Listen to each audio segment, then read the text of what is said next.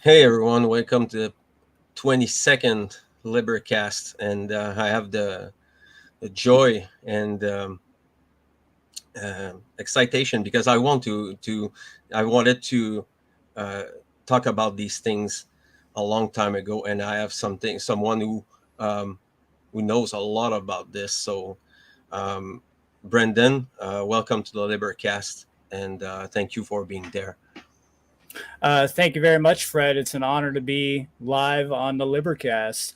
Thank you. And for anybody who doesn't know my work, you can find all my work at seedtruth.com. And he's going to pull up a slide here for that. And then also you can find it at the onegreatworknetwork.com. This was a little slide that I made real quick just to give people some knowledge. Um, and also, I just wanted to give a little plug for the upcoming conference. That's the Funnel Conference, Freedom Under Natural Law 2, and it's called Amazing. Convergence. Yes, and it's an amazing, unified, focused organization from like-minded people with amazing speakers, top caliber speakers from all over the place. I believe they were inspired by the Seed Conference that I started probably back in 2015. And it's just really amazing to see so many people like yourself and Will Keller and just all these people in the community and outside the community spreading, starting to put action where it needs to go. And obviously we don't want to look at it like that's making real change everywhere because we need millions of people talking about these things. So that's a snow globe. But it is still nice to see that some people have been activated in the movement. And then at this conference, I will be speaking on green language. I'll be presenting the presentation of green language. So I'll be talking about puns, etymology, philology, phonetics, symbolism, synchronicity, synchromysticism. I'll be getting into alchemy. I'll be getting into the mystery schools. And I will be extending this presentation on my own podcast, on the Cubbyhole podcast, in the near future. So this will be kind of a condensed version of what I will be putting out there in the future. And then I know a lot of people have been waiting for my next presentation about the Matrix. So I thought I'd give a little plug for that as well, which is the Matrix Trilogy Deciphered Part 2 Reloaded. And that is pretty much done. So that will be coming out right around the same time as the other presentation. So I'm gonna try to get all those out in September. A lot of great stuff there. Yeah, I got a lot of presentations in the works. It just takes a lot of time. A lot of people don't realize how much work goes into these things.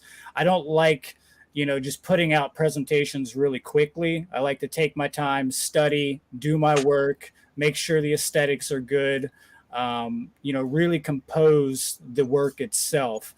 In each episode, you understand this whenever you do a podcast, it takes a lot of time to get prepped. It takes a lot of work. And if you're doing all the graphic design, if you're doing all the research, if you're doing all that, it takes a lot of extra time that you have to put into it. So it's a full time job. It's an absolute full time job, at least for me when I'm doing it. So, Well, depends on how you want to the quality of it. I know. I mean, I do this by between things. So I do this with really basic stuff, and I enjoy it. I enjoy the great work as it is because it took me years to bring me to be able to at least sharing and teaching small things here and there, and then I've concentrated my life the more of the understanding, really understanding what I was like into, like natural law and more of the psychological aspect of the human psyche. I, I mean, it's the basic of things. So the, it's a work, yes. You have to put some time, sure, but it's worth it. It's worth it Oh, because the knowledge is so empowering. absolutely, it is. I read a quote earlier today. I don't remember who it was from, but it said, "The quality of the outcome that you desire will be directly proportional with the quality of the work that you put into it." So it goes back to quality in, quality out. You know, if we put a lot of work into these things, then we will get the result that we're looking for if we unify and we all do that together. But you know, obviously people have lives to live, people have families, people have jobs they have to do. So wherever that energy can be put in, it's much appreciated. You know, so I would like to say thank you, Fred, again for putting whatever energy that you can put into the great work, because we need that. We need a lot of people, even if it's just an hour a day. You know, if it's 2 hours, that's great. You know, do what you can. That's what's the most important. And you know, once you get past that, then you're going to start getting into do what you have to do to get it Yeah. done, you know.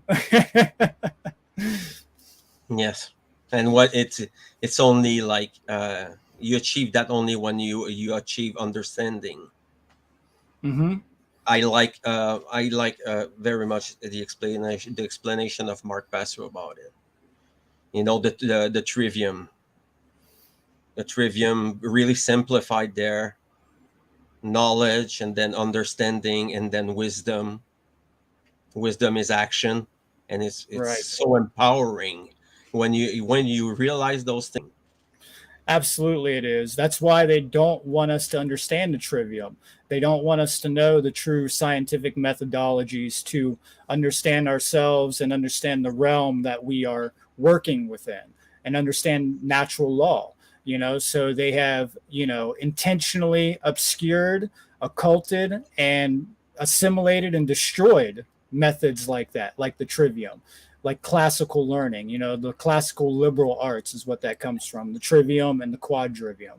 So it's grammar, logic, rhetoric, and it's input, processing, output, or knowledge, understanding, and then wisdom, thought, Yep. emotion, and action. It all correlates there. It's all in correspondence. And people do need to understand those. There's a very basic, very simple things.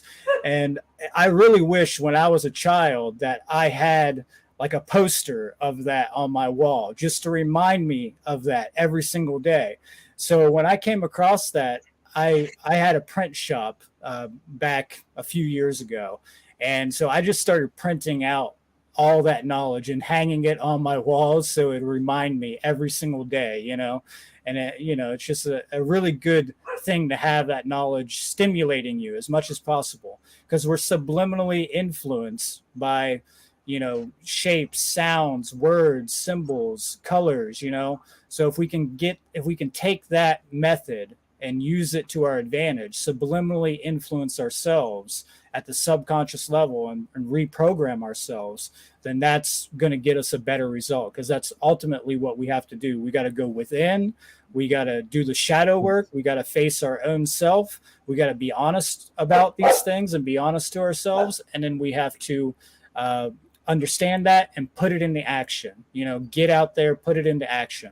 I see so many people nowadays, they have a little bit of knowledge, right? They got a little bit. You'll talk to them, they understand government is you know, corrupt at some fundamental level, you know, but yet they still fall for the mind control, they still fall for the propaganda, you know. And it's just, it's absolutely ridiculous, and it's because they don't know how to think. They were taught what to think, not how to think.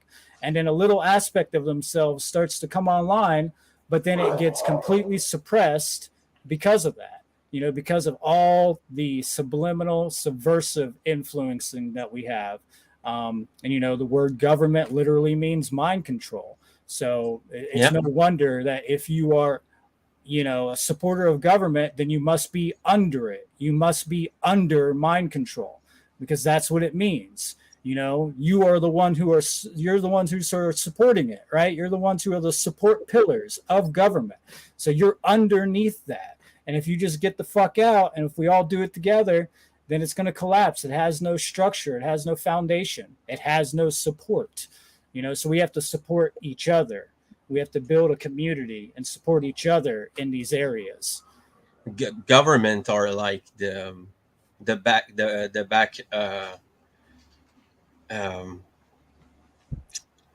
yeah, it's um it's actually a surrogate for religion. It's Right. absolutely a religion. So it's Absolutely, it is. before it was theocentric, like it was really heavily religious, and then it shifted to another kind of priesthood, um, uh, corrupt, corrupted the Gnostics, and but treat them like garbage, and keep them in hidden, and destroyed the druids, destroyed the ancient people, the information that was there, that we cannot, like, it's not like we can go back in time and save the documents. It's like it's lost forever. So it's like we have a problem there. It's more of an amnesia. We're like children in the history. We're like, it's crazy. When you don't know about your past, you're a slave, and that's why a lot of people work hard to solve the mysteries of the past, and go back in the whole books, and unbury all the stuff, and make a thesis about this book, so we can make sense. Because if it begins there, if you don't have this this knowledge of the past and your origins, you don't have anything to base base your civilization on. It's like you're a slave. Literally, you don't know anything. You do what you're taught, and then you think what they want you to think, and like that, and that's what creates moral relativism. Hmm. Let's talk about a little bit about that, and Absolutely. let's expose it a little bit, and maybe have a couple of, like, down on earth examples about this. Yeah, no problem. Yeah, if we don't know where we came from, then we don't know where we're going. If you're Exactly. lost in the woods and you don't have any sort of navigation or orientation of where, not only where you need to go, but where you are, then you're just going to wander around in circles. You're going to end up right back where you are in that place, or you're going to end up more lost or completely in the opposite direction than you need to be. So you got to know where you are and where you came from so you can get to where you need to go. It's very simple. I mean, if you just understand logistics of orientation and directions and things like that. I know people that can't even navigate their own cities that they live in. Literally, they can't navigate. They have no imagination that they can use a bird's eye point of view and imagine where they are and where they need to go. And they've been living there their entire lives. That's how destroyed their minds are. That they have been living in a single place their whole life, and they seriously cannot navigate their own town, their own city, their own roads within like even a 20-mile diameter. even in their own temple, they don't Right. know. They're confused. Absolutely. But yes, when it comes to moral relativism, I think, like you stated for the title slide, it is one of the banes of all freedom. It is one of the worst things. I put it in the category of the three prime evils: moral relativism, ignorance of natural law, and then what was the third one that I had? Just the belief in authority, the absolute belief in authority, Yeah. the illegitimate belief in authority. So, to define moral relativism here, moral relativism is the idea that man gets to dictate what right and wrongs actually are based upon their own, preference, their own personality, their own consciousness, and that it changes, that morality changes based upon time, location, circumstance, and their own opinions on what right and wrong is. Okay. So it's the idea that I get to dictate what morality actually is. And no matter what anybody else says, I'm God over that. So it doesn't matter. It's the biggest scapegoat for any type of villain or evil to get away with what they're doing in the world. It's one of the most evil concepts, ideologies that you can have in your mind, because it's literally saying, I can do whatever I want. I can do any immoral action, even if I know that it's immoral. And I can just magically change that. I can just magically shift that based upon my own preference. If someone else tells me I'm wrong, I can just say, no, I'm right. It doesn't matter. I'm correct in that area, and it doesn't matter what you say. And this is connected to a lot of different postmodern ideas. Something else that we're going to talk about, like solipsism, but ultimately, moral relativism is the foundational creator of the belief that you can be authority over other men. It is deeply connected with the idea that you have the right to be an authority over other people.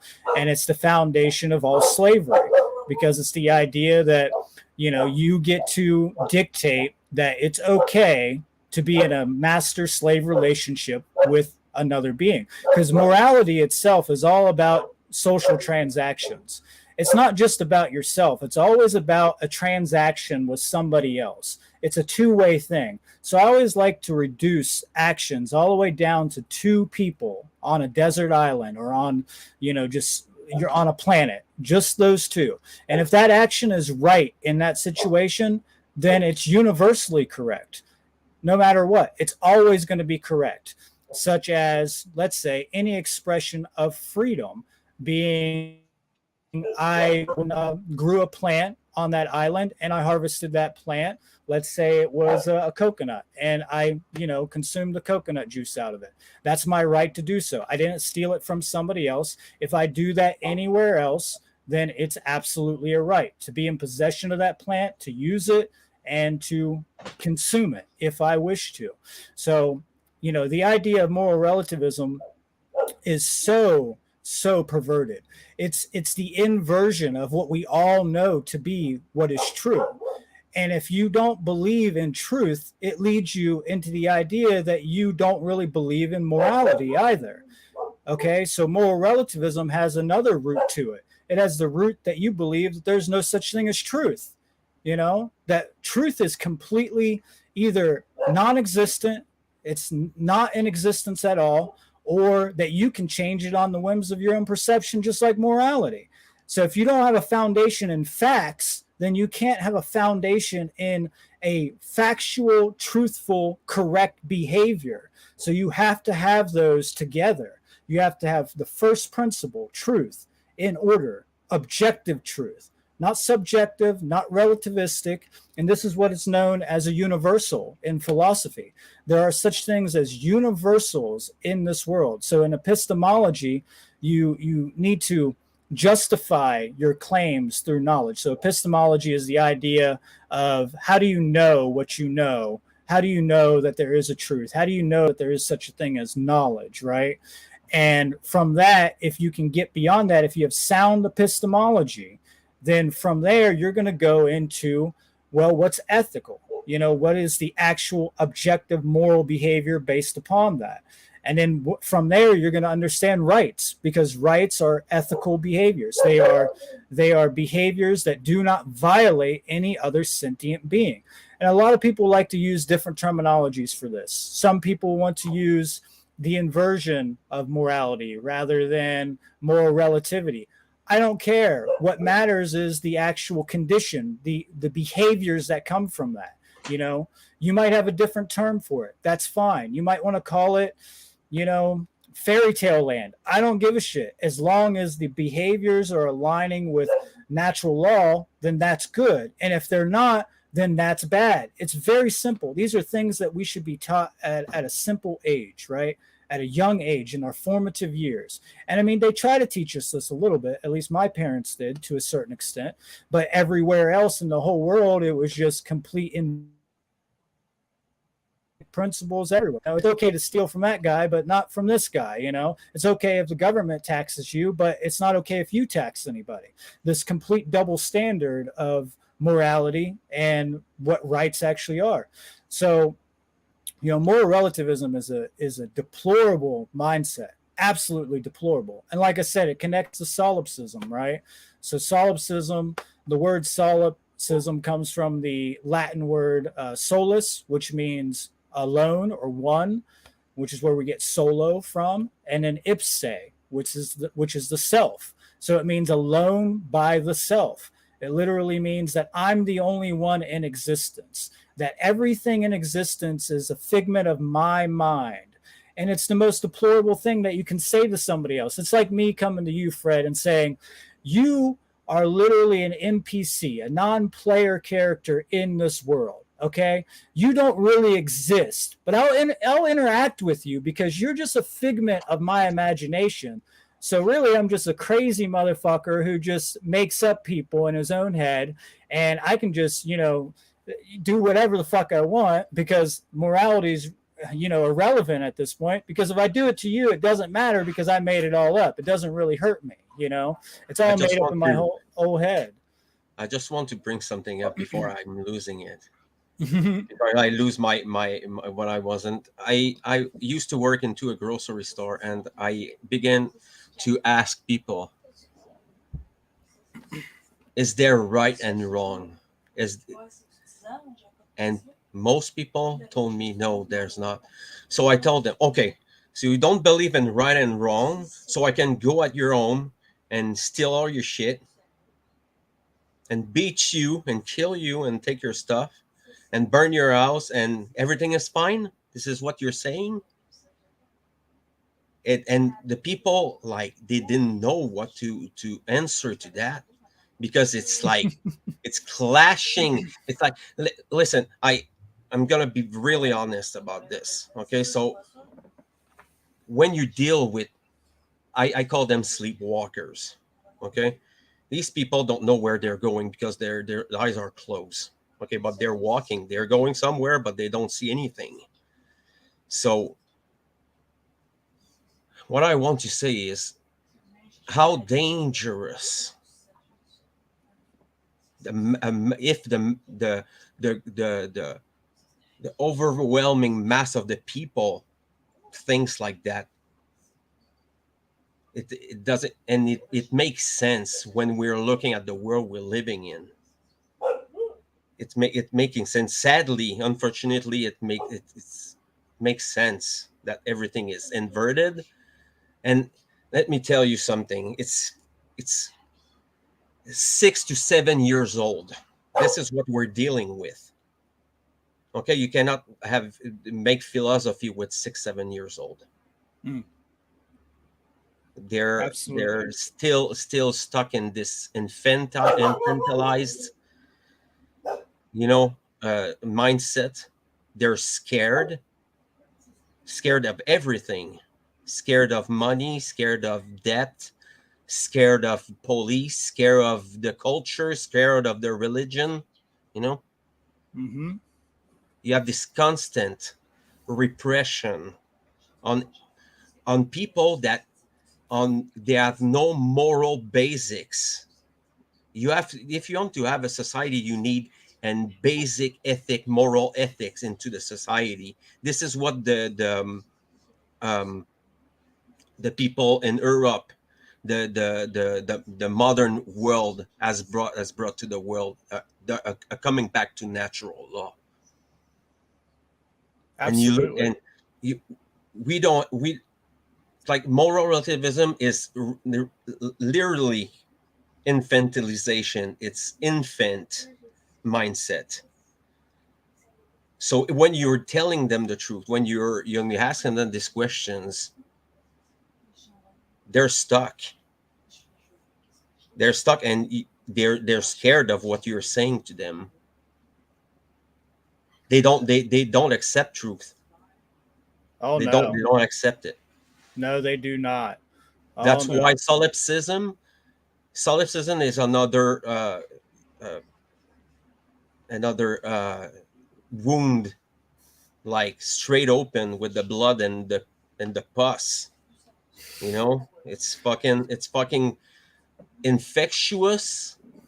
you know People they like this, very much, and you have this in the new age movement. And people, they don't even are in the New Age movement, and they are New Agers. I'm telling you, it's crazy. It's crazy.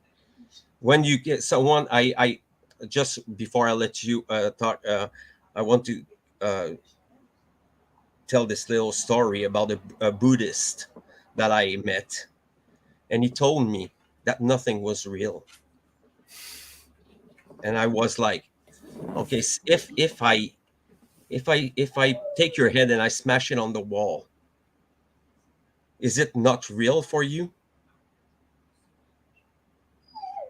If I take you and I violate your rights and I put you in a prison, isn't it's not real? You do it for yourself. You imagined it for yourself. And they are full grown adult, and that's what is scary about it. Not only an adult, but they're also supposed to be a spiritual teacher. You know, they're supposed to be living in harmony with the path of rightness. And obviously, their epistemology, their principles, their understanding of reality is completely not there. And it goes the same for the atheists, the people who fall into the Yes. quantum mechanic world, where they're like, everything's an illusion. And it's like, okay, well, even if at the quantum level everything is an illusion, the experience that you're having is real. You know, the way that we are experiencing those things here in the now is real. So that's something that I always point out to people. But yeah, I mean, going back to your original statement when you first started talking, I've asked people the same thing. Like, they tell me there's no such thing as right and wrong, and I'm like, well, then it doesn't matter if I come in your house, steal stuff, you know, steal your car. It literally doesn't matter, right? And they're like, oh no, you can't do that. I'm like, why? You know, it's completely, there's Mm. no such thing as right and wrong. And they're like, oh, well, it's not right for me. And this goes back to moral relativism.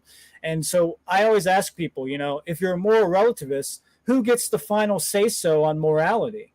Is it you, or is it me? Or is it both of us? Is it an external authority? You know, is it government? Who gets to decide whether that action is a moral action or not? You know, is it your conscience that you have a, you know, a scientific basis of knowledge for that? Do you have that? Because obviously you don't, or you wouldn't have this big divide between what is actually a right behavior and what is not, you know? And they Yeah. always get caught up, obviously. So, you know, and then going back to truth as well, when people say there's no such thing as truth, you can just, it's a self defeating argument, because you can just tell them, well, is that true? And then they say, they give you the fluoride stare, and they're just like, and I'm like, okay, well, if it's true, then that there's no such thing as truth, then your argument's destroyed. And then if it's not true, then there is such a thing as truth. So you just end up back at the same place. You end up exactly where you started, that there is a truth, no matter which way you go, you know? And people just don't think. They literally do not use logic or intuition or Yep. their conscience or their brain. Reason. They do their reason, right? They don't use their brain. You know, their brains are destroyed. It's just like a big puddle of muss. It's just pus and goo up there. They have nothing up there working, you know, like you were talking about. So it's just, Yeah. it's absolutely, you know, ridiculous. Their neocortex is dead, you know, and it's calling them, you know, I don't like to call people too many names, but I will say that sometimes ad hominems are correct, you know, sometimes I they agree. are right, you Yeah. know, and um, it does not take away from the statements that you're actually making. So if I use an ad hominem towards somebody and I'm like, you're a fucking dunce, you know, you're just an absolute dunce, right? You have no knowledge. You don't know what you're talking about. You're absolutely wrong Yeah. in your behaviors, you know, and I could bring up all kinds of names for them. You're a troglodyte, you know, you're an armchair quarterback. I could say all kinds of stuff to them, you know. It doesn't mean that what I'm saying isn't true. You know, it doesn't mean that what I'm saying or what I did say before that about, let's say, objective morality or objective truth is not true. But people will be like, oh, you used a logical fallacy. You used an ad hominem. you started calling me names. So everything you said is completely untrue, you know? And that's absolutely a horrible way. It just shows exactly what I was just saying. They do not know how to think. They do not know exactly, they do not understand the words that are coming out of your mouth. The only time that they even care is when they have an emotional reaction to it. You know, that's Yep. it. They just have their emotional mind control going on, and then what they do is that they emotionally react to it, and then they immediately reject everything that you say. You know, so one thing I like to do is I try to sympathize with people as much as possible up to a Yes. certain line, you know, because I want to get to people. I want them to sympathize with our cause because ultimately it's their cause too. It's for them, Yep. you know, to end slavery for them. I'm not doing it just for me. You know, why would I be doing it just for me? That would be my freedom. I'm not into just my freedom because there's really no such thing because we live in a world with other people. We live in a reality where we exchange behaviors with other people. So it's all about our freedom, you know, and we're here to help end suffering, you know, and that's what we have to do. We have to be abolitionists, like Corey talks about. You know, you got the two pillars. I like these. Yes. I like this concept. You got anarchism, which is the non-aggression pillar, non-violence, and then you got abolitionism, which is take no shit. You know, you got to do it. You got to get out and you got to act on it. You know, so anarchism is telling you, you know, no slaves, no masters, no rulers, no slaves doesn't mean no rules, and it's telling you do no harm. You know, do not do any harm against any other sentient being. Do not violate their rights. And abolitionism is there's harm being done and it has to stop. That's it. Yep. It has to stop. And we're By any drawing the means. line in the sand. Right. By any Yep. means. You know? And and we I personally hope that we can get it done through consciousness, through education, the edification of the society. And like you said earlier, we are still spiritual infants. We're still conscious infants. We're Yes. technological infants too. We're just now learning how to communicate through the internet, you Yep. know, even though it's been around for so long, but we're still infants in this area. We're still in our formative years. So I'm giving it a little bit more time before I go to the extreme, obviously, but we have to have that in our basket. You know, we have to be able to possibly enact that when needed. And we No, I also have mean, that. I was just, vitriolic speech is it's you have to do it from time to time. You know, oh, when you when absolutely. you you when you when you encounter one of these new agers, okay, the these lunatics, okay, Yep. I this is the kind of people that I don't have any pity for them. I'm just telling them you're the cause of all of this. If you think I'm not real, what does it matter what your life is what is your life about if nothing is real? How can you have a relation with someone? Because if if that person isn't real, it doesn't make any sense, Yeah. what you're Yeah. doing to people. That's why it's so insidious. And people who are in this state there, they have this mindset, they're retarded. Oh, absolutely. Oh, don't They're use that fucking word, Fred. retarded. You shouldn't use that word, Fred. You know, you can't use that word on here. People will, you know, come out of the freaking woodworks and attack you for using the word retarded, which means slow, to be slowed down like a retardant for Yeah. concrete, you know. But yeah, it's tied up in this whole idea of postmodernism, you know, solipsism. You got three things with solipsism. You have the idea that nothing exists beyond my own mind. Then you have the idea that there's no such thing as truth or any type of knowledge. Okay. And then the other part of that, the third part, is if there is such a thing as truth, I can't share it with anybody. And the reason why is because I'm just sharing it with myself.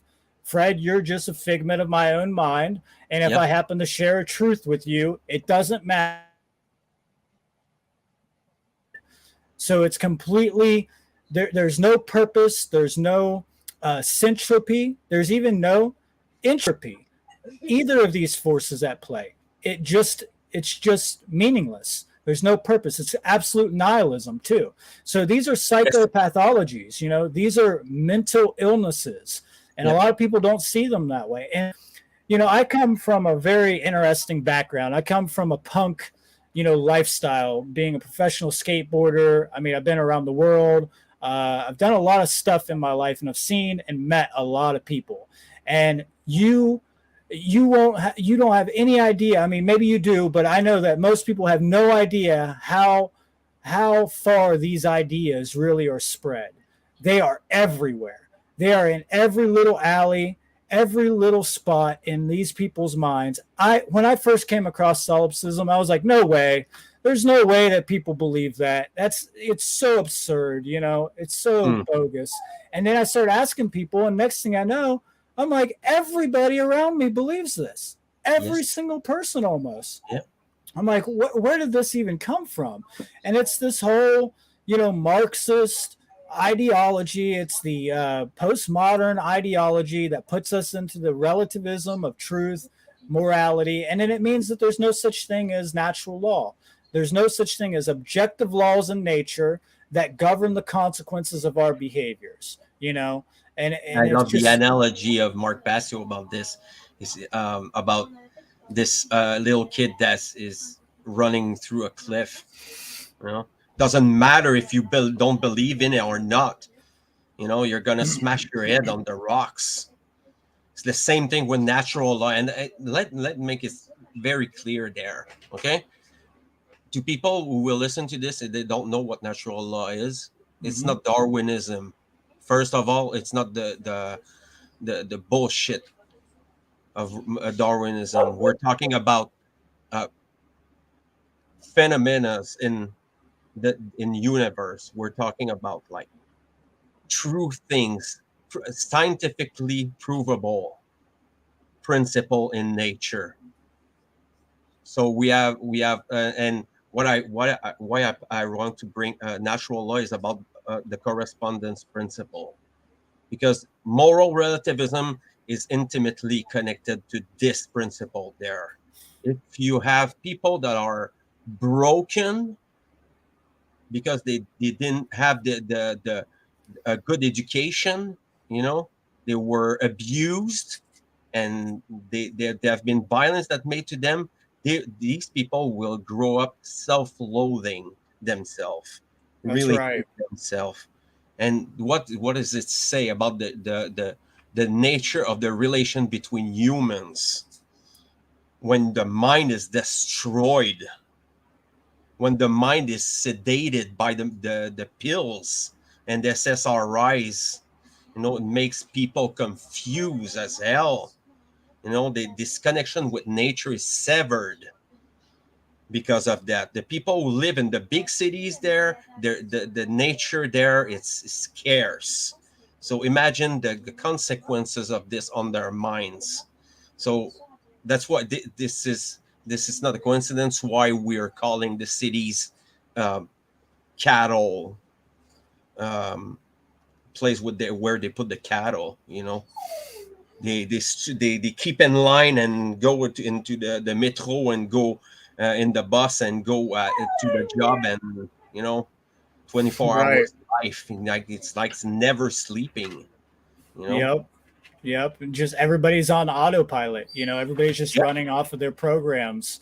And, yeah, also all these ideas are connected to hedonism. So what you see in big cities a lot of hedonism, and I'm not saying there's not a purpose for happiness, because there absolutely is. There's absolutely a right for happiness. But hedonism is the chronic abuse of that, where you put that above everything else.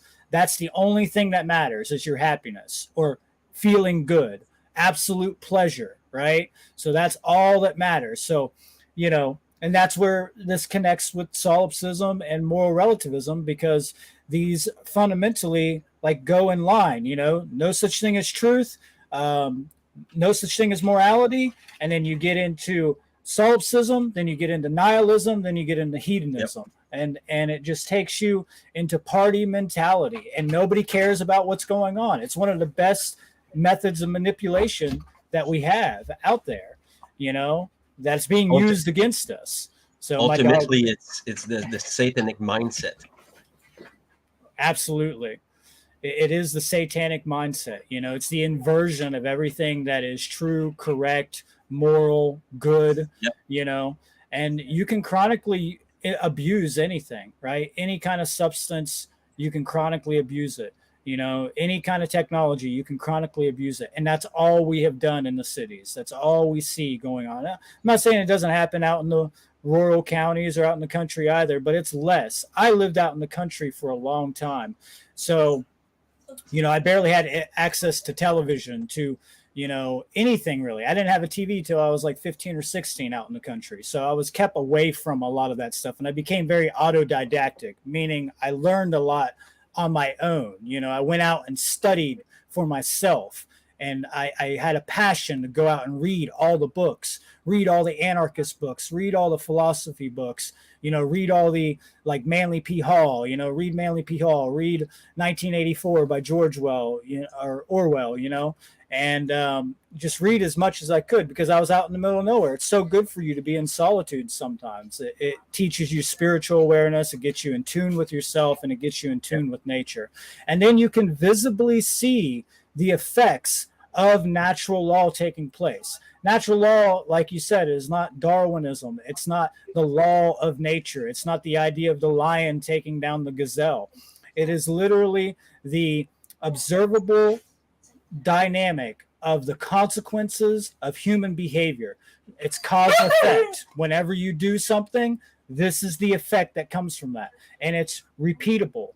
You can repeat it every time and you'll get the same results. When I go and I hurt somebody, that's the result. Not because I say it's the result, but that's because of the law in existence that makes that actually happen, and people want to ignore it. They want to go as far away from that as possible.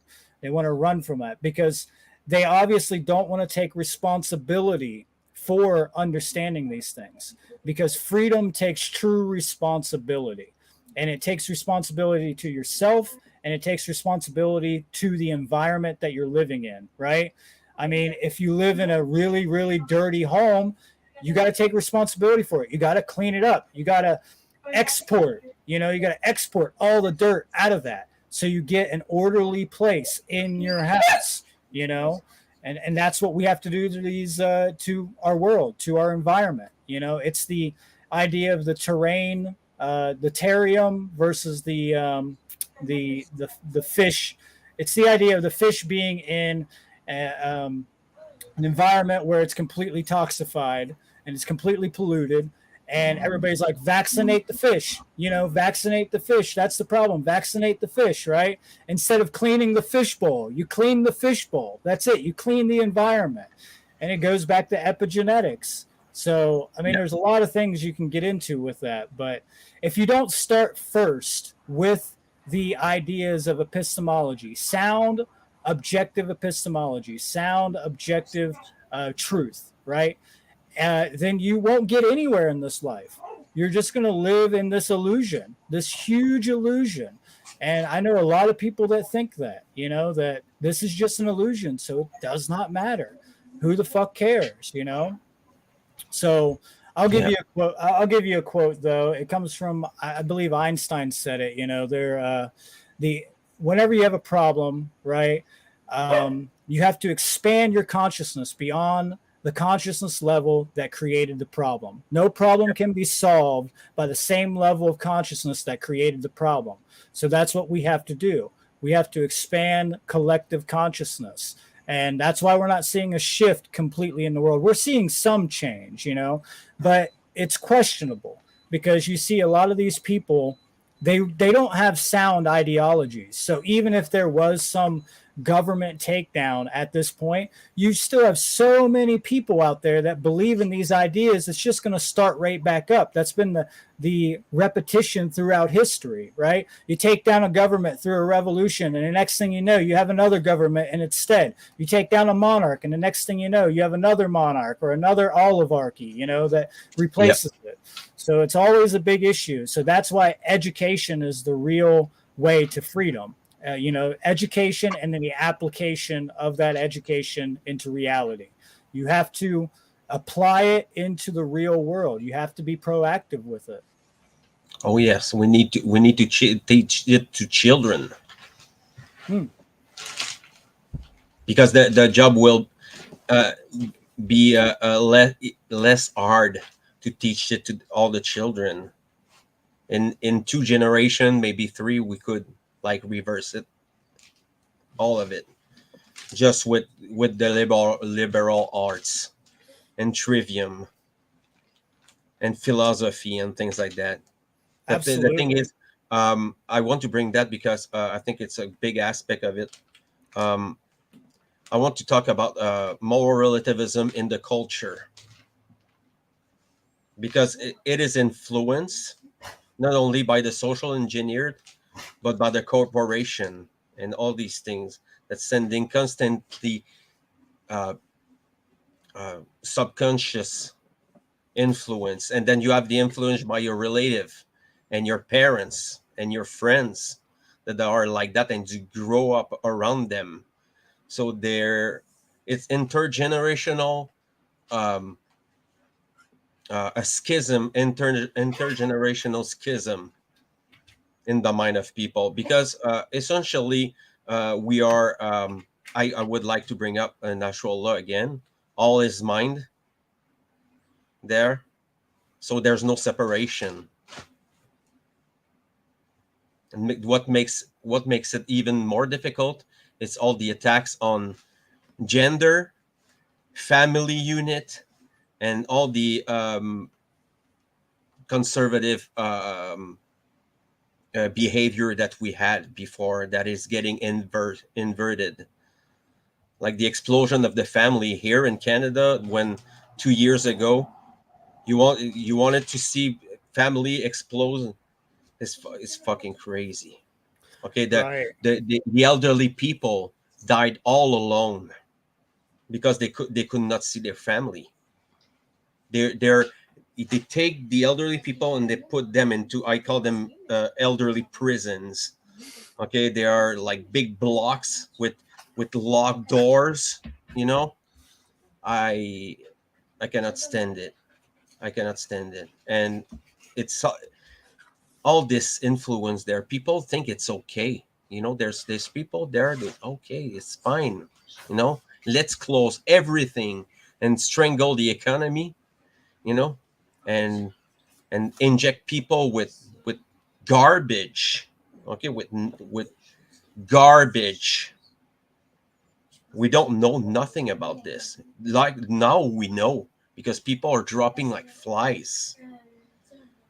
People are dying from this. It's not like they have not tell them. I heard someone who got his vax. Okay, he told me it's experimental injection, and they had to sign it like a death wager or something like that. You understand? Right. Right. And people are signing their life away. They're signing their body away. It's Right. crazy. Yeah, I mean, it's the Crazy. illusion of consent, right? They get you to sign over your sovereignty, your body, and then they can do whatever they want to you. They have a legal precedence to actually inject you with whatever, and people think that's just fine. And it Yeah. sets it sets the idea that that's acceptable in society, that it's okay, and it can be done to everybody, and then it snowballs into groupthink, right? Like you're talking Yeah. about the whole culture, and it just starts to take over like a mind virus, because it literally is. It's literally a mind virus that's spreading throughout the entire culture, and it's already spread. It's everywhere. I know all kinds of people that have got this vaccine, and I've been talking to them about it over and over and over, and showing them all kinds of evidence of it, and showing them all the science behind it, and they just completely ignore that. They do not care, because it's not coming from the authority figures, even Yeah. though a lot of the science is coming from actual professionals. It's not like it's not coming from me, who doesn't know anything really on those things, just what I've studied from the actual scientists. So it's just not the select authorities that they they approve of, the mainstream narrative authorities, Fauci and all his little henchmen and all that, Bill Gates. And, it's absolutely ridiculous, obviously. I can't stand it. But it ties into moral relativism because they want to get it to the level that obviously they can just do it no matter what. They can just hold you in a medical facility or hold you at a stoplight and then inject you with whatever they want. And we see that happening across the world. If you look in China, China is outrageous with how its communist dictatorship has taken hold. People are jumping out of buildings because of the lockdowns and stuff out there. It is insane. So when you're talking about death, well, this is death caused because we are in ignorance of natural law collectively. All this death, everybody can blame it on whatever they want, but the real cause of it is coming from within each and every one of us because we haven't got our minds straight. And I always hear as an excuse to not do this stuff is like, oh, I can't make a change. I can't make a difference. I'm just one person. It's like, but if you don't step up as one person, then it will never change. You have to be the change that you want to see in the world.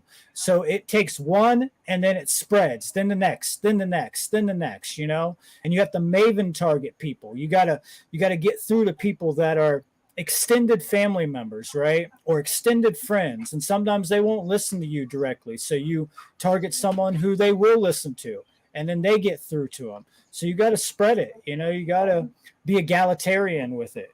That's the main thing, is to be egalitarian with all this knowledge.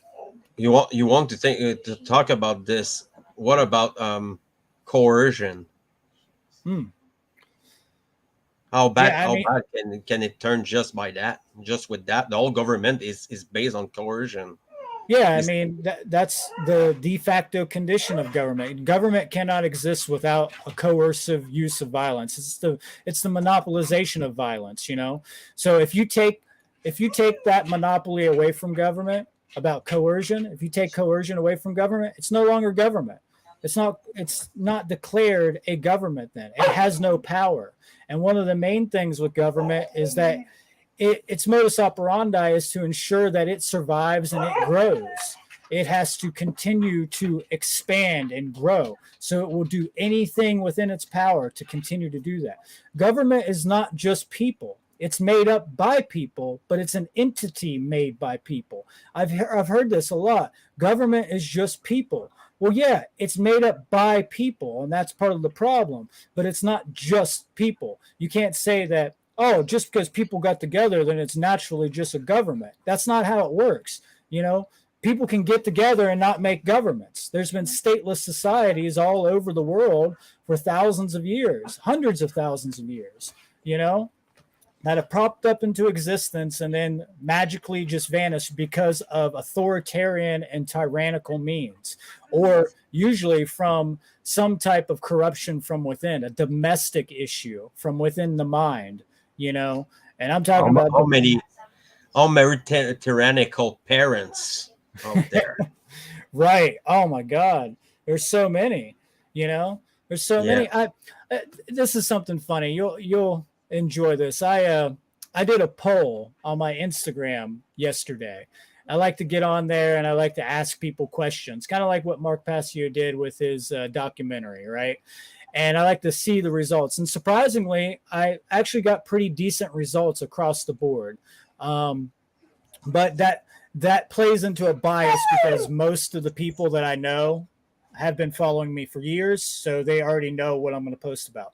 But the one that really got me was I asked if they had a moral obligation to end slavery. And 44% of people, 44% of this closed group, which was like maybe 100 people, said that they did not have a moral obligation to end slavery.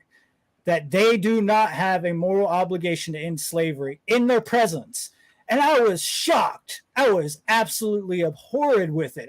It's horrendous to think that you would think that you do not have a moral obligation to end slavery. If you went back to chattel slavery, that's exactly what people were thinking back then too. Oh no, I know slavery is wrong, but I can't stop that. Why? It's not my responsibility to stop that. Actually, it is. You're part of the problem. That's the issue. You know, you're not taking responsibility for that. It's in your presence. If somebody is raping somebody in front of you, you have a moral obligation to stop them. If somebody's Yeah. stealing from somebody, you have a moral obligation to help in whatever means that you're capable of helping. If there's slavery in the whole world and this has become a prison planet, you have a moral obligation to stop it.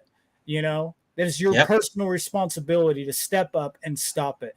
And if you don't, then you don't love your children, you don't love yourself, you don't love your friends, you don't love your family, and you don't love the world. You know, you don't love this planet where you exist. You don't love existence. So you're in Perfect. self-loathing, you're in apathy, and you're just a coward. You know, you're just a coward. You know, and people got to get out there and tell people that with a little bit of vitriol. You know, Yep. vitriol is really powerful, and I'll be talking about vitriol in my presentation at the conference because it's an alchemical property. You know, it's an alchemical expression, Yes. and you know, it goes back to having the acid. It goes back to breaking down things, right? Because in alchemy, they would use certain forms of acid to break down metals and compounds to get to their primal essence, to get to their original state, their most pure state. So they would use acid to break it down, and they would call that process vitriolic. And what that was a metaphor of was also breaking down the things, the ego, the barriers in your mind that are resisting the truth, reality, and objective morality and natural law and things Yep. like that. So you have to break that down. You know, you have to use an acid to corrode that and then dissolve it into whatever's left. And whatever's left is the good, the pure, you know, the pureness of your consciousness. And then you express that and you build upon that. You know, a lot of people don't know how much work you got to do on yourself because we get this idea don't cast stones if you're living in a glass house, right? And yeah, don't do that. You know, you got to work on yourself first. I've done that work on myself, like many others. And that's why I can go and cast stones. That's why, because I put my effort in to change my behavior, and I'm not part of that problem. I'm not the one doing that anymore. I'm not consenting to that. I'm actually doing the exact opposite of that. You know, I'm putting in the opposite energy to that. Yep. So, you know, I see people that are like, "Oh, Brandon, you're living in a glass house." I'm like, "What glass house you talking about? You think it would have broke by now with all the stones that I've, you know, casted out there? There's no glass house anymore. It's gone." So, Yes. That's where the inner work there is a huge part. You know, because these schisms, we had them. I don't consider that I have them anymore right. after all these years. Uh, but it's so ingrained in our culture, and in the the people mentality. You know, it's like don't do anything. Oh, there you tell them the government or like this is slavery, and you explain them why, but they tell you, yeah, but who will build the roads? You Oh know, it's God. the classical roads justification. That's one. That's a more a laughable one, but people told me a lot of different justification for violence, because essentially slavery is violence. Mhm. Okay, so it's illegitimate. You don't have the right to do it, and we don't have the right to not do the great work. Everybody should do it, must do it, not only should but must do it. and Absolutely. and what I want to bring, it's more of an opinion of that I have about this, because there's a lot of people who are in the truth movement, and people take knowledge into them and they're sleeping with it. I when you are at the state of the understanding there, you don't keep it for yourself. Hmm. because it's building inside of you. And when you're getting into the great work and you're studying the occult, you're not impervious to schism that you can grow from it. I want to just bring it back, because in the Kybalion, I just want to bring it back a little bit. Is that the Kybalion? They're warning people who are in the occult, who study the occult, to not get trapped into this cultish trap of the mind. When when you become a creed or religion. We can talk about all night about this, about only the religion and where they're coming from. But basically, the religion is everywhere. People think religion is gone. No, it's not gone. It's even worse Oh, today, because yeah. we have multiple class of priesthoods who dominate the cattle. Oh, yeah. Yeah, I'm attacked like daily from all types of religious backgrounds because of what I say.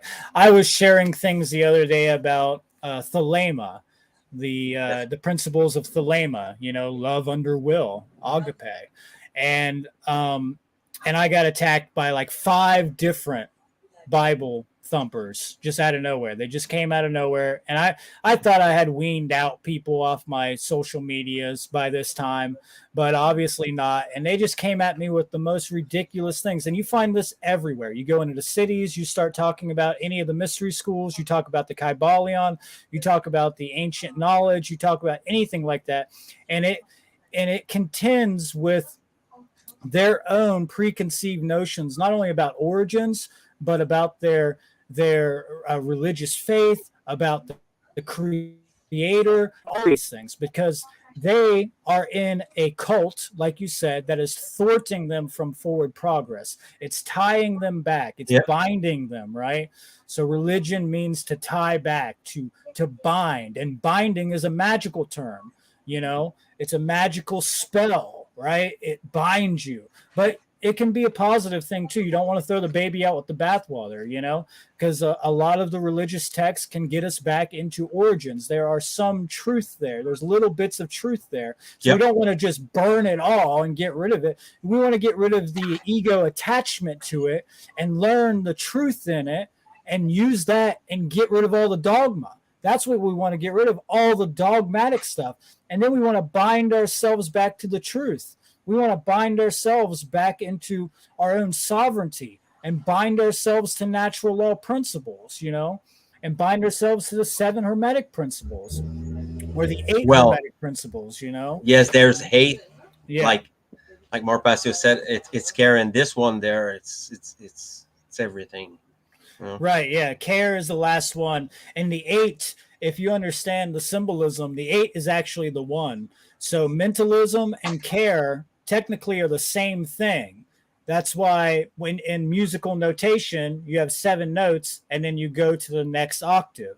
So you go seven and then it's one again, right? So the eight is the infinity symbol, right? So it's about infinity. It's about the higher and crazy deep mysteries of the universe. So care, the idea that what we put our time and care into will determine what we're going to get out of the world. Well, it's all about mentalism. You know, it's all about what we're putting our mind and our heart onto and our guts. We got to have the trivium here too, the mind, the heart, and the guts. And we got to Yes. use all three of them together. You know, it's our trifecta of power that we can manifest Yes. from. Absolutely. And it begins on how you treat yourself. Absolutely. Yeah, you definitely have to treat yourself. Sorry about my dog. She's ready to have No some fun, problem. obviously. You know, it's nature. She's a cool little Yes, doggy. I like They're them so wild. much. I like Yeah, animals. yeah, me too. They're I awesome. got three huskies. There went one actually, all white one, but they're funny. You don't have children, but you have three dogs. That's good. I like Yeah, it. yeah, they keep me pretty occupied, you know. Yeah. And oh yeah, I hear you. Is government slavery? She usually tells me that. Is government slavery? Say government slavery. She's so funny. But Awesome. yeah, I mean, it's absolutely insane the world that we're living in. You know, it's complete insanity. It's Yes. it's full psychopathy. The whole world is filled with secondary psychopaths. You know, we have a full world of a satanic mindset. You know, everything's inverted, like we said. We believe in moral relativism. We Yes. ignore the laws of nature, even though they're observable every single day, everywhere that we look, everything that we do. You know, it's insane that you're so broken that you can't even look at your own behaviors to see that there's a law dictating what consequences happen when you do those behaviors, you know? And also, we're taught about karma. Natural law is just another word for karma or God's law or the golden rule in Christianity, you know, or cause and effect. You know, it's all the same thing. People get hung up on all these terms. You know, they get hung up on terminologies way too much and all the semantical issues with it. And it's like when you get to the fundamentals, when you get to the essence of it, then you can understand they're all speaking about the same thing, you know? And that's what we're trying And to find, the ubiquity. It's called ubiquity. All the similarities, the synchronicities and all of it, you know? yeah, and people are contradict themselves. No, I'm for freedom, but I'm for government. I'm a minarchist. It's laughable, really. I encounter uh, anarchists earlier this week. I was listening to these guys were atheists. Hmm. Okay, and it can tell because they're moral relativists. They say they want anarchy, but they're not up to do the job. You know. Right, right. Well, you know, I grew up in an anarchist background, a punk Yes. rock background. My father was an absolute rebel, anti-establishment, and you know, we've had major events at this place called Skatopia in Southern Ohio, and that's all I run into out there. Every once in a while, you'll find the gold. You know, you'll find the guys who know what's actually going on, and they're learning, and maybe they're watching Mark Passio or something like that. But for the most part, they're all atheists. They're all Antifa. They're all postmodernists. They're all Marxists, communists. You know, they're all Yes. caught up in all these different things. And I'm like, where? What is this? Where did you guys get your ideas of anarchy? Is this coming from the statists? Because I believe this is all coming from the statist propaganda, you know? And then I ask them, have you actually read any anarchists? Have you read Lysander Spooner? Have you read Benjamin Tucker? Have you read Emma Goldman? You know, have you read any anarchists at all? And they're like, no, I've read the Communist Manifesto. And I'm like, oh, okay, I get it now, you know? Yeah. It's like most people, either the people who hate anarchy, they've never read any anarchist text or abolitionist text, or the people who are anarchists, and you ask them, 98% of them, they've never read them. They never read a goddamn thing because they don't read. They don't read. This world doesn't read. You know, they need a little bit more consciousness when it comes to putting some time into reading. I think my dog agrees with that, don't you, girl? Yeah. Yes, and something I want to bring just before I'm you can just before you can tell us about your presentation a little bit. I would do you have the time? Yeah. Let Okay. me put her out real quick, and then I'll come No right back. problem. Take one No second. problem. So I'm I want to thank everyone for being there and to support the LIBERcast and the efforts of the other podcasts around. I think it's important to cooperate and to share as much as we can in this age of deception and lies and things like that. And I think it's important to stay together and cooperate and work together to build something. In this case, it's the great work. It can be something else, another name, whatever. It doesn't matter. What it matters is truth. This is a and people who are not in the know and they don't know what we're talking about. You have to know. You have to know about these things.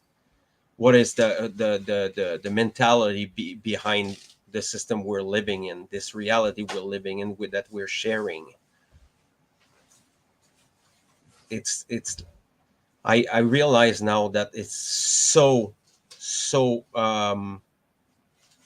hidden to be human. It's like it's people will shame you to be human now, and it's really sad. I honestly, I'm doing it. Give me force. It give me power to know to meet these people and having uh good great conversation with people.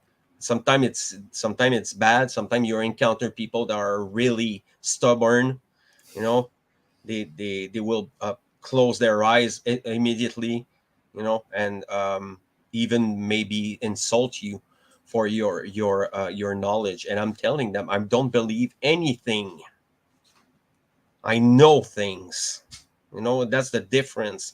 And I want to repeat that because it's so mind opening. We really have to get out of this believing this kind of what's between um, hell and heaven in the Bible. How this is called again? Um, Mm. anyway, doesn't matter. There, it's crazy because we're still trapped in it. Even if you and me and Purgatory. thousands of other people are like us and they're studying the occult, it wouldn't be enough, still enough, because there's so much people like sleepwalking around. Right. I think you were talking about purgatory, right? We're living in purgatory. Yes, exactly. Yes. Yeah, that I agree with that assessment. And yeah, we need to unify. It's something that I talked about in my last presentation at Seed 4, is being unified in our task. We got to get, out of the divisive nature of the infighting that we have going on. And it's reduced quite a bit. I do believe so. And I believe that the infighting comes from the idea that people don't know their enemy. They just do not know their enemy. If they knew their enemy, then they wouldn't be infighting the way that they are. They would be uniting.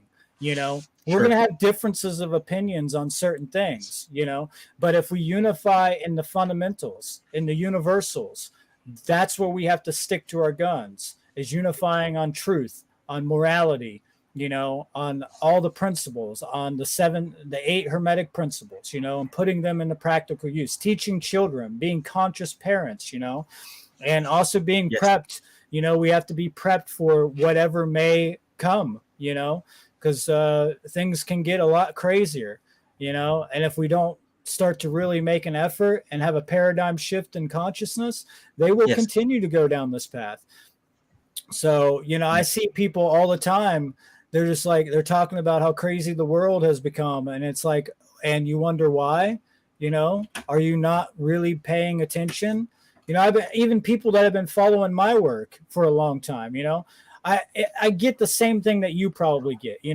We go out, we take our time to go out and share this knowledge out of an act of love because we want to prevent suffering and reduce suffering. We Yes. want to stop it from happening. And I get called a cult leader. I get called all kinds of names. I'm like, Mm. I'm a cult leader, right? And I'm teaching you the methodologies of cults. Like where, you know, how am I a cult leader here? I'm teaching you how to not be involved in cults. I'm trying to get you out of a freaking cult called government. I don't want you to worship me. I don't even care if you know who I am. I care whether you are putting this knowledge in the truth. It's not about me. Don't come after the messenger. It's not about me. I don't own this knowledge. It's not mine. It belongs to all of humanity. Yes. We got to put it out You're there right. that way.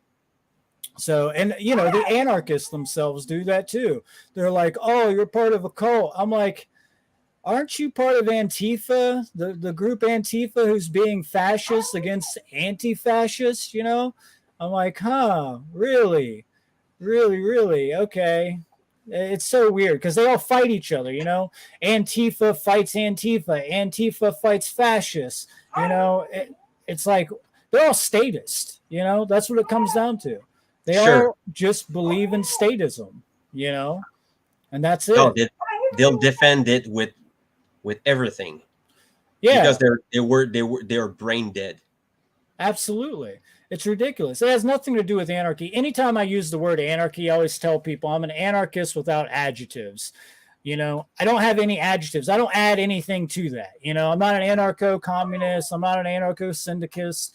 I'm not anything besides, I don't even like using the word anarchy. It's just freedom. It's just sovereignty, and Abolitionism. abolitionism, I still will Yes. use the word anarchy, obviously, but I don't like being identified with any term that I can use a broad spectrum of terms to express, At my heart, obviously, I'm an anarchist, but I'm also a sovereignist. I'm a truthist. I'm a freedomist, whatever you want to call it.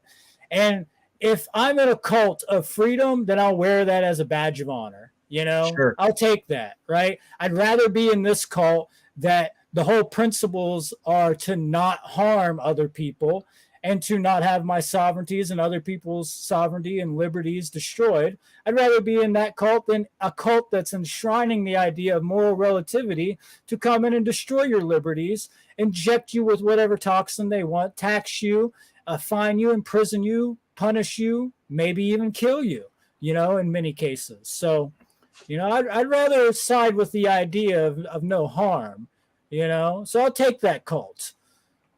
Yes, and usually that this is where it's getting at when you have this conversation there.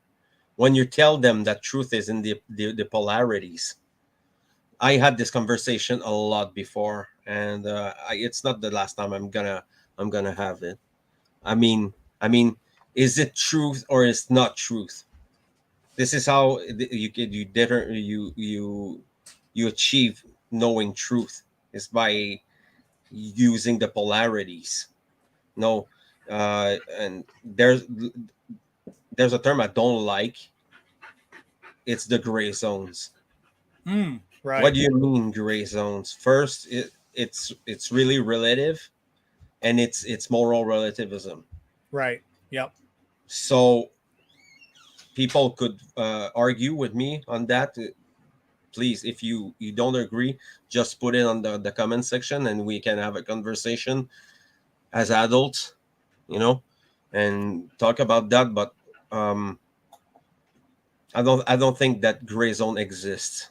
I think it's a pathology. Right. You know? Yeah, it's an When excuse. yes, it's justification for evil Right. or Right. lies or deceptions. Because if Right. you don't tell, it's you do you know or you don't know? Do you understand or you don't understand? There's no in between. You Right. know, you Yeah, can and say there go ahead. I do not understand, but I want to understand, or I'm working on it. It's not gray zones, you know. Right. Absolutely. Yeah, I mean, if you come into a situation where you are unsure about the morality of that situation, that doesn't mean it's a gray zone. It just means you don't know. That's it. Yes, You know, that's because you don't have the proper tools to understand. You're not using the proper methodology to understand whether it's a right or wrong. That's it. Just because you don't know doesn't magically make morality change to moral hmm relativism. yes, Just because you can't figure it out yourself doesn't mean that everything then just fundamentally collapses because you couldn't figure out a situation that was either a right situation or a wrong situation. yes. And And people I act had like that. I had Yeah, so much argument about that, man. It's yeah, incredible, and it's people like us, the people who aren't in the know. And I had like arguments, heavy arguments about that, and moral relativism, my friend, right, right. everywhere, everywhere. Yeah, I mean, all we truly need is a natural morality. We have the Yes, tool, which is conscience, to allow us to gather the knowledge and understand that knowledge, and then exercising that conscience, to yes, exercise the knowledge that we've attained, and to do it correctly right action into the world. That's what wisdom would be. So, you know, and everybody kind of naturally does this intuitively at some level. It's not like everybody in the world just completely believes in all evil all the time, right? Like if they're stolen from, they know that a wrong has happened. If a female is raped, they know a wrong has happened, right? But then magically, they think it changes based on time, location, or like I said earlier, personal preference. But if you ask people, is rape universally wrong? Most people will say, absolutely, it's universally wrong. But then they'll turn around and tell you that there's no such thing as objective morality. And it's a Mm-hmm. big contradiction because you're saying rape is universally wrong, meaning it's objective, doesn't matter where you go in the universe, doesn't matter what time, place, or space, doesn't matter what you think about it, what culture you're raised in, anything like that. And then yet they turn around and say, nope, morality is relative. You know, and it's like, you do know you got a fundamental contradiction in your ideology there. You know, your whole presupposition about this is flawed. It's completely bogus. It has no foundational strength at all. So you can't build a temple upon that. If your foundation is not sound, if it's cracked, if it's unlevel, you know, your temple is going to be built that's going to not last very long if you even get it done, if you can even get it built, you know. But you got to build your foundation first. You're not going to build your roof and magically set it on top of your house before you got your walls there and your foundational floor there, you know. Yeah, you And can build the roof and set it off to the side, but until you get that stuff built, you can't put it on, you know. it's a matter too about building your home on sand, on rock. Right, right. Does it slide? Is your house will not slide? You know, and Absolutely. I think all we discussed about this is only the top of the iceberg. It There's a is. whole lot to cover, and we don't have enough time for that.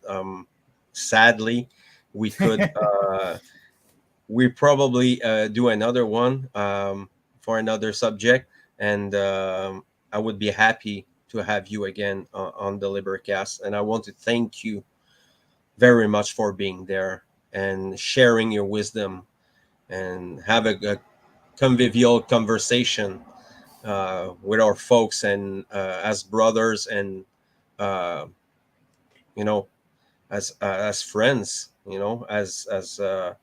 as relative, because we're relative to one another. Absolutely. And you were saying about treating the others like you treat yourself. If Mm-hmm. you love yourself, if you have respect and care for yourself, you're gonna have it for other people, and you create abundance in this case. It's not all it's not all bad. There's a lot of things that affect us every day, and we're not impervious to these things. Tomorrow everything can change just like that, and everything would be changed. And this is a matter of consistency and resilience. Even when you're in the great work, you are like in that since years now. So am I. And it's really a matter of unfolding the lies and the deception of yourself, of oneself, and then you have to confront the people outside and this world. And all these, we don't have the time to go into the psychology of things and talking about the super ego and the ego and the multiple facets of human psyche. Maybe uh, next time. Yeah, probably next time we could touch Yeah. on that a little bit. And I think there's so much to cover when it comes to mind control, because essentially it's all mind control. Everything that I cover here is it's related to mind control, as others people work like yourself and the others and Nathan read it, and then others, they're doing a great job to explain and to banalize the stuff, heavy stuff together, and put a presentation together and make it make it easy for people to understand it. And if you to have goods, you take someone's good from it, you don't be don't don't be trapped into this. You have to go forth always. You learn something, you understand that, you go forth, and you go and you unbury all these things, because essentially we have all of it inside. We have the wisdom, and we know how to live optimally, but we forget it. And there's so much stuff that covers it, like the constant divisions, and controlled opposition, and then religions, all the religions. And I would agree with Mark about this. Religions must gone. Mm-hmm. Every religion must go, but we're not there at all. No. It's like saying to children that you cannot play, you cannot have food, you cannot have toys, you know, Right. You can't because eat all the toxic food, right? you cannot eat your McDonald and drink your Pepsi, your the piss of the serpent, Right. like would say Michael Tessarian. I, and if people are into this psychology thing, Michael Tessarian works is incredible. Oh, yes. Psychic vampirism, and then the origins of humans, and the civilization we're in. All good stuff. We have to like dig about the psyche of humans, because essentially the occult is about the psyche of humans. Mm-hmm. So it's so interesting, and I we could go for hours, thinking talking about this. It's incredible. So we're at 1 hour and 21 minutes. Time flies by, man. Oh yeah, absolutely. It's It's been an incredible. absolute honor to come on here, and I will definitely come back for another episode, maybe a few more in the future. We can open up, different topics, psychology. I got a lot of, knowledge in many different fields. I've been studying the occult for many, many Yeah. years, studying psychology, neurology. I've been studying all kinds of stuff for many, many years. I have a very big library, and it's not just up here, it's also physical, and we can I we just can want to bring dabble. back a little We can bit, go. and maybe we could cover